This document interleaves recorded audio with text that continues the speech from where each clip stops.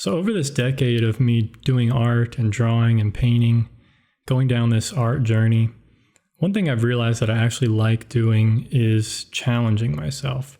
It's something that's kind of intuitive to me. It's something I enjoy doing for the most part. I mean, there's some things that I don't enjoy that would be too difficult or too challenging. But for the most part, I do like challenging myself. With my painting, I challenge myself in many different ways. Sometimes, at least a few years ago, I started doing like time limit. I would do these small portrait gestures and I would give myself a time limit of 45 minutes. And I had to paint a portrait, like a 5x7 or a 6x8 inch painting of a portrait in 45 minutes. And I would limit my palette as well to only 3 colors, plus white, red, yellow, black, and white. It was the Zorn palette is what it's called.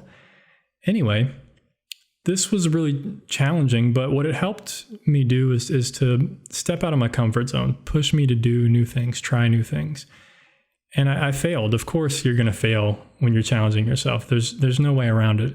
Failure happens. Mistakes happen.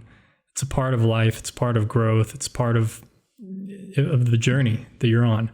So just embrace it. Learn to love it. That's one thing you just have to do. Learn to love your mistakes. I've already talked about that before in many different ways. But it's always helpful to reiterate that because it's something we always forget. But anyway, challenging myself, stepping out of my comfort zone, it helped me grow because of those challenges and those mistakes that I made. Over the years, I started painting redwoods and trees and forests, and something I found that I love to do, and landscapes and stuff like that. And it became easy for me. Once I did enough of them, it became easy. I figured out what colors I like. I figured out, how to create the light and shadow, what the values were like. And you can apply this to drawing as well. Once you figure out how to draw a portrait or something from many different angles, portraits become easy for the most part. Or can become easy. You can apply that to any subject, drawing landscapes, drawing animals, especially with this series that I'm doing of drawing these animals. These animals for me are a challenge. It's not something in the past that I really did a lot of. I drew my cat from time to time from life or painted her from life, but I didn't really draw a lot of animals. So these videos, some of these videos are challenging. Some of these animals I'm doing are challenging for me to draw. And they don't always come out as well as some of the other drawings, as you guys probably have noticed if you watched this whole series of videos I've been doing. Some of the animals are okay, and some are not so good, and some are pretty good. It just depends. But for me, it's important to just challenge myself. I mean, that's really what it's all about, But like I was saying, I got good at painting these landscapes. And then at one point, I just started painting portraits, and I gave myself time limits for these portraits. And what it helped me to do is capture what's important.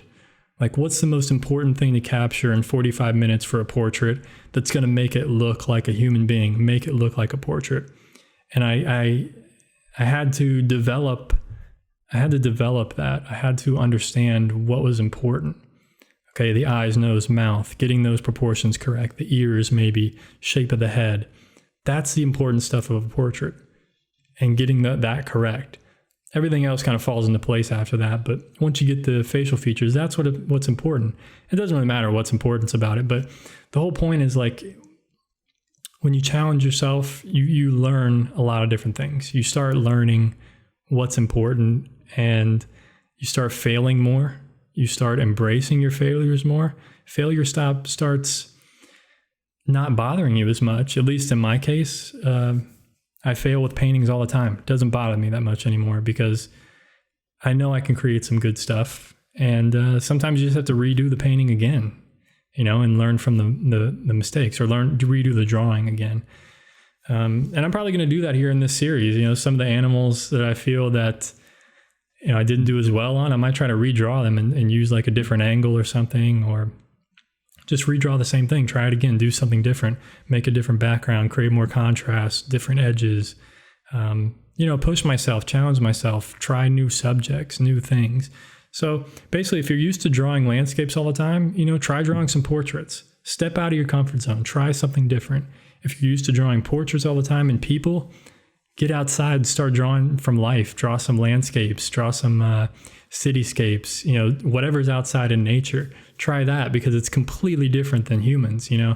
It's funny because I've known people in the past that they painted a lot of figures and a lot of portraits. They're really good at that. And then when they go to do plein air painting of some landscapes, they're really out of their element. And for me, I see a landscape as super simple. I can break it down. It's so easy. I know the values for the sky, the trees, the ground, shadows, all this stuff. It's so easy for me because I'm used to doing it. But for them, they're not used to doing it. It's out of their comfort zone. So then when they go out and try to do some plein air, the paintings come out horrible, even though they're great figure painters and portrait painters. It's pretty surprising to me.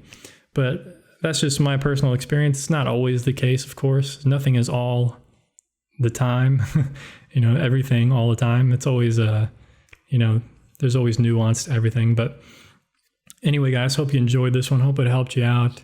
And step out of your comfort zone every once in a while, once a week or so. Try drawing something completely different that you never thought of drawing, or something you thought is hard and difficult, and dive headfirst into it and see what happens. It might end up turning out better than you think.